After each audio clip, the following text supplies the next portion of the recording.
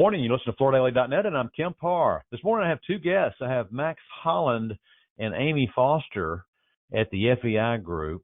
How you guys doing? Doing great, Kemp. Doing really well, Kemp. Thanks for asking. Yeah, I missed being at an event you invited me to. You had your legacy flooring group, the contractors that are focused on the multifamily and new single-family construction, at a meeting down in Naples at the Ritz-Carlton to do what you call a project benchmark. Tell us a little bit about the meeting. So, Kemp, Project Benchmark, it's a heavy lift, and we only do this every 5 to 8 years.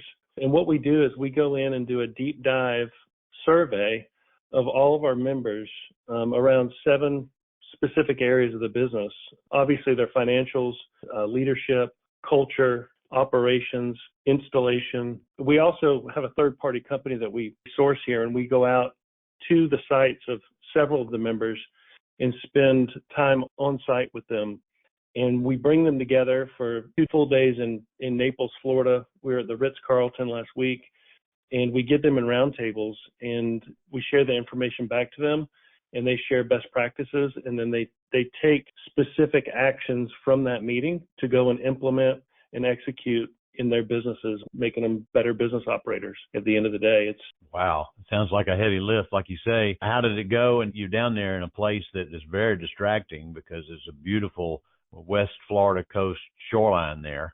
Did everybody attend the meeting, and were they all engaged? They were very engaged. Thankfully, Florida's been in a drought, but they did get some rain during our event, so that kept them in their seats and not too distracted. We did reward them after 2 solid days of really diving into the material, playing around the golf on Wednesdays. I wanted to do this interview because you just spent some time with some of the biggest players in both new construction and multifamily. Tell us what kind of feedback you got. How's their business doing right now?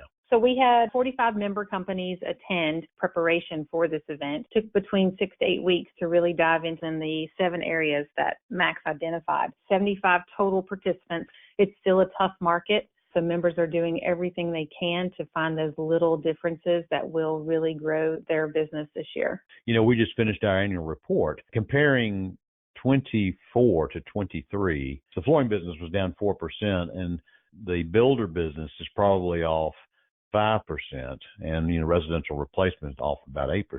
So that market continues to be soft on the new family side, and we all know that multifamily numbers just don't work right now. Occupancy needs to get a little stronger before people start building more units. So they tell you about the same thing?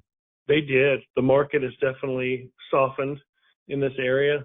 The outlook is still positive because, as you know, we're still underbuilt, and housing is always the thing that is looked to get us out of any recessionary market activity that's happening historically. They're still bullish on the future. Our members typically beat market. It's hard, and I think you mentioned it too, it's hard to look at it from a macro level. There's regional aspects to it.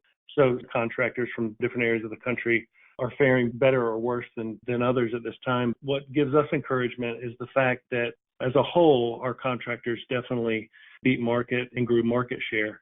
When you talk to the top 100 builders today, they're obviously building a smaller footprint house because of the cost of home ownership today too is risen so high, and then the cost of cash. The interest rates are also an impact there.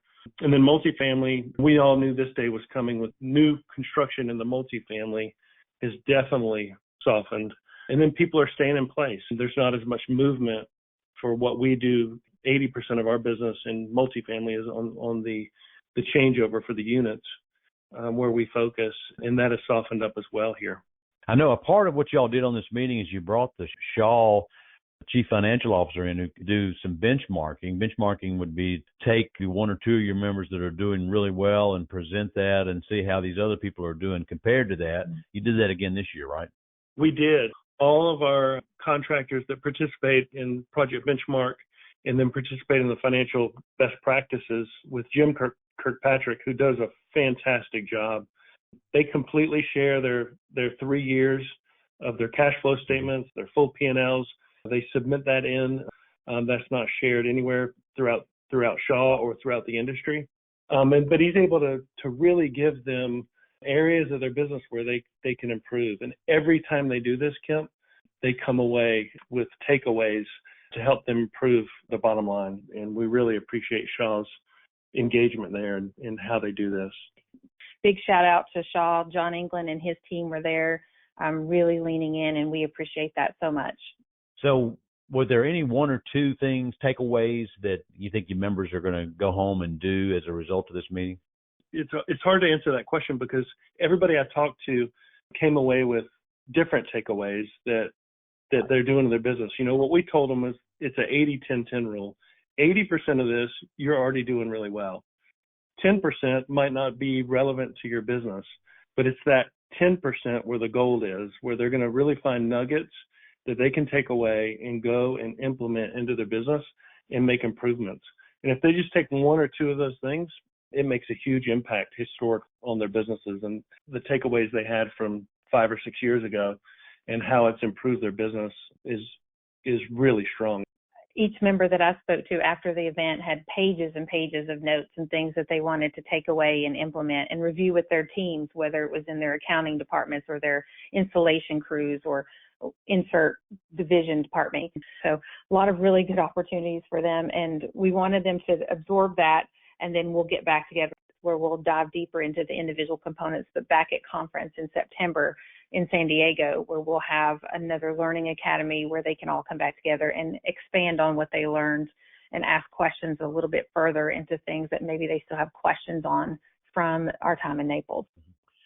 All right, guys. Well, thanks for spending time with me and tell us about this meeting. I got one last question. You know, obviously everybody knows that the Artisan Design Group was recently announced that they are being acquired by Lowe's, and that's a big subset of your organization. I guess it's really too soon to know what their engagement with your organization will be after that closes. Is that right? Yes, you said it well. As everything in every business, change is the constant, right? And this is a big change. ADG grew with FEI over the last 10 or 15 years. Larry Barr and Wayne Joseph, they knew the great members within FEI Group and, you know, started small with small cap private equity. That grew to large cap private equity, and now Lowe's has made an announcement that, you know, they plan to buy that entire group that they built with FEI. So I think, Kemp, we've got to let the dust settle a little bit. We've got to let their deal close. And then once that deal closes, we've got meetings scheduled specifically with ADG and with Lowe's, with our members, as well as with our supply partners. And we're going to figure out what the future looks like for both ADG and Lowe's and for FEI Group. Okay, guys. Great to talk to you. Again, been talking to Max Holland, the COO, and Amie Foster, the Vice President of Flooring with the FEI Group. And you've been listening to Kemp Harr and FloorDaily.net.